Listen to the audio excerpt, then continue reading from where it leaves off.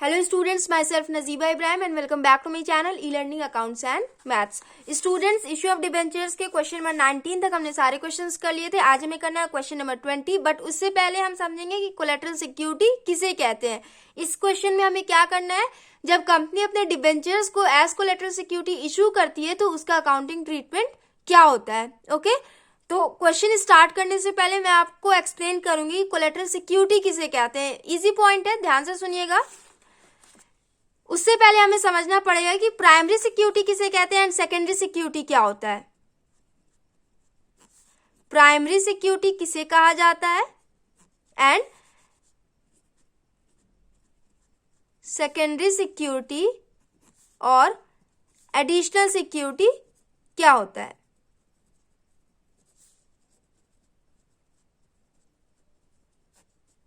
देखिए स्टूडेंट, जब हम बैंक के पास लोन लेने जाते हैं तो बदले में हमें अपना एसेट एज अ मॉर्गेज रखवाना पड़ता है ना, गिरवी रखवाना पड़ता है ना, उसी के बदले में हमें लोन मिलता है. बैंक उस एसेट को एज अ सिक्योरिटी अपने पास रखती है सो दैट इन फ्यूचर अगर हम किसी प्रॉब्लम में आ गए एंड हम फुल इंस्टॉलमेंट पे नहीं कर पाए, हमने पूरा पेमेंट नहीं किया, लोन अमाउंट विद इंटरेस्ट अगर हम पे नहीं कर पाए, तो बैंक उस सिक्योरिटी को बेच के, उस एसेट को बेच के फुल अमाउंट रिकवर कर सके. इसीलिए बैंक अपने पास एसेट को गिरवी रखवाती है. तो जिस एसेट को बैंक अपने पास एज अ सिक्योरिटी गिरवी रखवाती है उस एसेट को हम कहते हैं प्राइमरी सिक्योरिटी. क्लियर हुआ. एंड समटाइम क्या होता है, जब कंपनी बैंक से लोन लेती है तो कंपनी बड़ा अमाउंट लेती है. जब बैंक बड़ा अमाउंट देती है एज लोन, उस कंडीशन में बैंक क्या करती है, प्राइमरी सिक्योरिटी के साथ साथ एडिशनल सिक्योरिटी भी रखवाती है. बैंक कंपनी के दो सिक्योरिटीज को अपने पास एज अ मॉर्गेज रखवाती है. क्यों, ऐसा क्यों करती है, तो इसे समझने के लिए हम एक एग्जाम्पल की हेल्प लेंगे.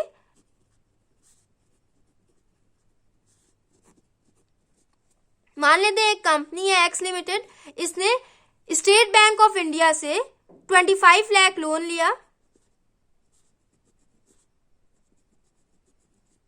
अब उसे कितना इंटरेस्ट पे करना है उस पर हमें ये मतलब नहीं है, हमें कोलेटरल सिक्योरिटी समझना है ना, तो सिंपल लैंग्वेज में हम समझेंगे. एक्स लिमिटेड ने स्टेट बैंक ऑफ इंडिया से 25 लाख का लोन लिया. एक्स लिमिटेड ने फिक्स्ड एसेट को गिरवी रखवाया होगा,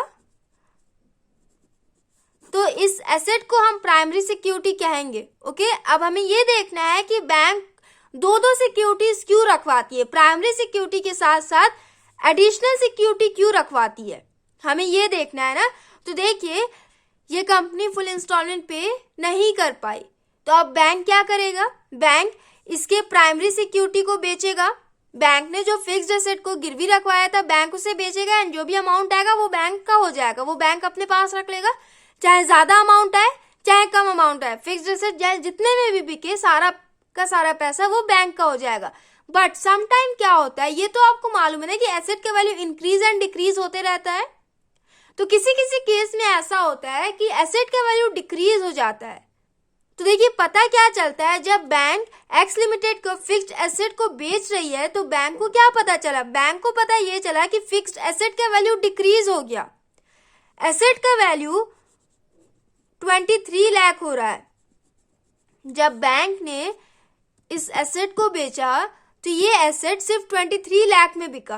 बैंक ने तो 25 लाख लोन दिया था कंपनी को, बट जब उसके फिक्स्ड एसेट को बेचा जा रहा है तो सिर्फ 23 लाख मिल रहा है. लॉस आया ना, 2 लाख का डिफरेंस हो रहा है, बैंक का 2 लाख का लॉस हो रहा है, बट बैंक कभी लॉस नहीं झेलती है.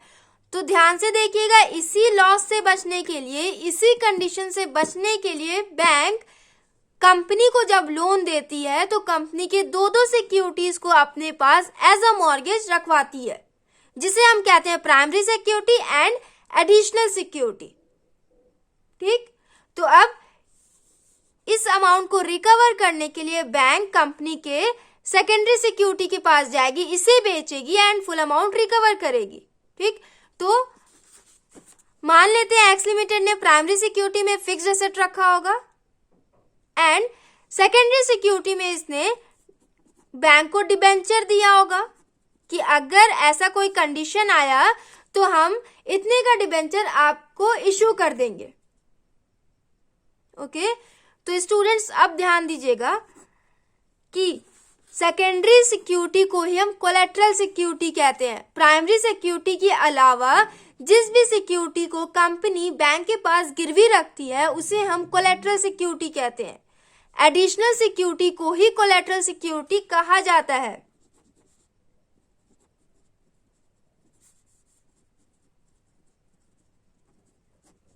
मैंने क्या बोला, आपको समझ में आया? प्राइमरी सिक्योरिटी के अलावा कंपनी जो भी सिक्योरिटी को बैंक के पास गिरवी रखवाती है उसे हम कोलेटरल सिक्योरिटी कहते हैं। एडिशनल सिक्योरिटी तो कहते ही कहते हैं, उसके साथ साथ हम उसे कोलेटरल सिक्योरिटी भी कहते हैं। Collateral security means additional security, दोनों एक ही चीज होता है।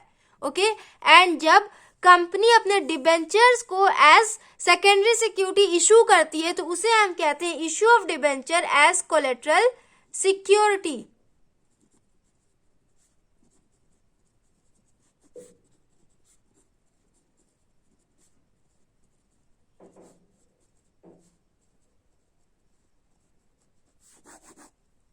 समझ में आया? जब कंपनी अपने डिबेंचर्स को एज सेकेंडरी सिक्योरिटी इशू करती है तो उसे हम कहते हैं issue of debentures as collateral security. देखिए, एक्स लिमिटेड ने फिक्स्ड एसेट को गिरवी रखवाया होगा एज प्राइमरी सिक्योरिटी बैंक के पास। ओके, और उसके साथ साथ बैंक और कंपनी के बीच में, बैंक एंड कंपनी के बीच में एक एग्रीमेंट हुआ होगा कि अगर ऐसा कोई कंडीशन आया, अगर फुल इंस्टॉलमेंट हमने पे नहीं किया और प्राइमरी सिक्योरिटी को बेचकर फुल अमाउंट रिकवर नहीं हो पाया तो उस केस में हम आपको डिबेंचर इशू करेंगे। ओके, तो जब भी ऐसा केस आता है, कंपनी डिबेंचर्स को एज सेकेंडरी सिक्योरिटी इशू करती है, उसे हम कहते हैं issue of debentures as collateral security. I hope आप लोग को समझ में आया हो। मैंने इजी लैंग्वेज में आपको एक्सप्लेन करने की कोशिश करी है। अगर नहीं समझ में आया तो कोई बात नहीं, जब हम क्वेश्चन सॉल्व करेंगे तब आपको अच्छे से समझ में आ जाएगा। वैसे टफ नहीं है, बहुत ही सिंपल है।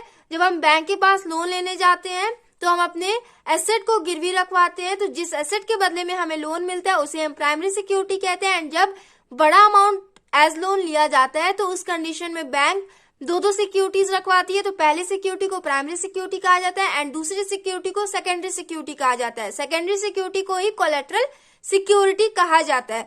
तो जब कंपनी अपने डिबेंचर्स को एज कोलेटरल सिक्योरिटी इशू करती है तो उसे हम कहते हैं issue of debenture as collateral security. I hope आपको समझ में आया हो। स्टूडेंट्स, अब देखिए मेथड से हम इसके अकाउंटिंग ट्रीटमेंट करते हैं।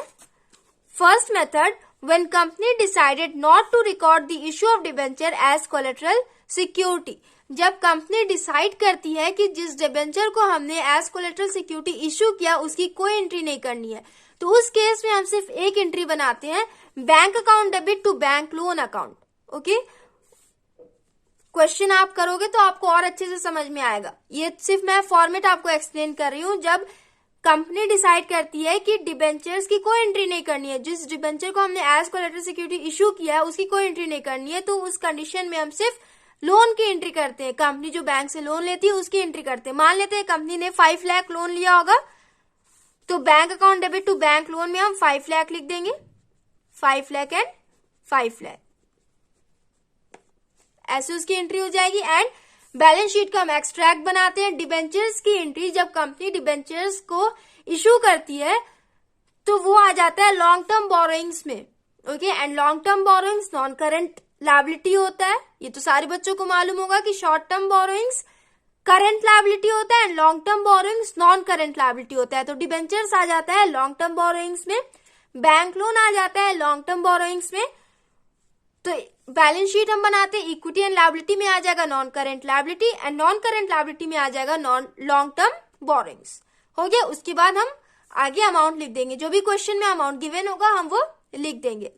उसके बाद देखिए second method, when company decided to record the issue of debentures as collateral security, जब कंपनी डिसाइड करती है कि जिस डिबेंचर को हमने एज कोलेटरल सिक्योरिटी इशू किया उसकी एंट्री करनी है। जब एंट्री करनी होती है तो उसकी एंट्री ऐसे की जाती है, लोन की एंट्री पहले हम करते हैं on taking a loan, company जो बैंक से लोन लेती है उसकी एंट्री ऐसे हो जाती है, bank account debit to bank loan, and जिस डिबेंचर को एज कोलेटरल सिक्योरिटी इशू किया जाता है उसकी एंट्री ऐसे की जाती है, debenture suspense account debit to debentures account. यहाँ पे हम सस्पेंस क्यों लिखते हैं, क्योंकि इसे भी ध्यान से देखिए, जब प्राइमरी सिक्योरिटी को बेच के फुल अमाउंट रिकवर नहीं हो पाता है उसी कंडीशन में बैंक कंपनी के सेकेंडरी सिक्योरिटी के पास जाती है। ओके, एंड अगर फिक्स्ड एसेट को बेचने के बाद फुल अमाउंट रिकवर हो गया, मान लेते हैं फिक्स्ड एसेट 27 लाख में बिका हो या फिर 25 लाख में ही बिका हो, तो फिक्स्ड एसेट कितने में बिक रहा है, 27 लाख में, तो यहां पे 2 लाख का प्रॉफिट हो रहा है बैंक को, यहां पे 2 लाख का प्रॉफिट हो रहा है, तो ये 2 लाख बैंक अपने पास ही रख लेगी। एंड इस कंडीशन में बैंक कंपनी के सेकेंडरी सिक्योरिटी के पास नहीं जाएगी। ये डिबेंचर जो कंपनी ने as secondary security debenture issue कर रखा था, ये डिबेंचर वापस कंपनी के पास आ जाएगा, वापस ये कंपनी का ही हो जाएगा। बैंक उस डिबेंचर की होल्डर नहीं बनेगी, बैंक डिबेंचर होल्डर नहीं बनेगी कंपनी की। जब प्राइमरी सिक्योरिटी को बेच के फुल अमाउंट रिकवर हो जाता है उस कंडीशन में बैंक कंपनी के सेकेंडरी सिक्योरिटी के पास नहीं जाती है, वो सिक्योरिटी वापस कंपनी का ही हो जाता है। ओके, तो इसीलिए डिबेंचर की एंट्री करने में हम यहाँ पे सस्पेंस लिखते हैं, सस्पेंस अकाउंट ओपन करते हैं, क्योंकि कंफर्म नहीं होता है ना कि वो डिबेंचर किसका होना है। अगर प्राइमरी सिक्योरिटी को बेच के फुल अमाउंट रिकवर हो जाता है तो वो डिबेंचर वापस कंपनी के पास ही आ जाता है। जर्नल एंट्री इतनी बनेगी, उसके बाद बैलेंस शीट सेम जैसे हमने फर्स्ट मेथड में सीखा वैसे ही सेकंड मेथड में भी बैलेंस शीट हो जाएगा। डिबेंचर्स की एंट्री लॉन्ग टर्म बोरोइंग्स में होती है, long term borrowings non current liability होता है, नॉन करेंट लायबिलिटी की एंट्री हम इक्विटी एंड लायबिलिटीज में करते हैं। बैलेंस शीट दोनों में सेम होगा। एंड वर्किंग नोट कैसे किया जाता है, नोट्स टू अकाउंट कैसे बनाया जाता है, इसको मैं जब क्वेश्चन सॉल्व कराऊंगी तब आपको एक्सप्लेन कर दूंगी। आज हमने पढ़ा कि कोलेटरल सिक्योरिटी किसे कहते हैं, जब कंपनी अपने डिबेंचर्स को एज कोलेटरल सिक्योरिटी इशू करती है तो उसका अकाउंटिंग ट्रीटमेंट क्या होता है, उसका जर्नल एंट्री कैसे बनता है, एंड बैलेंस शीट में उसकी एंट्री कैसे की जाती है। नेक्स्ट वीडियो में हम क्वेश्चन नंबर 20 करेंगे। वीडियो काफी लंबा हो गया तो क्वेश्चन नंबर 20 हम नेक्स्ट वीडियो में कर लेंगे। So students, if you like my video then please like, share, comment and do subscribe my channel. Thanks for watching.